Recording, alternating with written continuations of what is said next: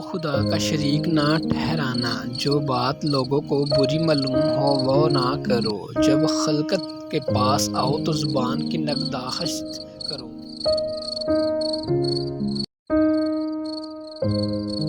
کوئی چیز تیرے نزدیک نعمت آخرت سے محبوب تر نہ ہو۔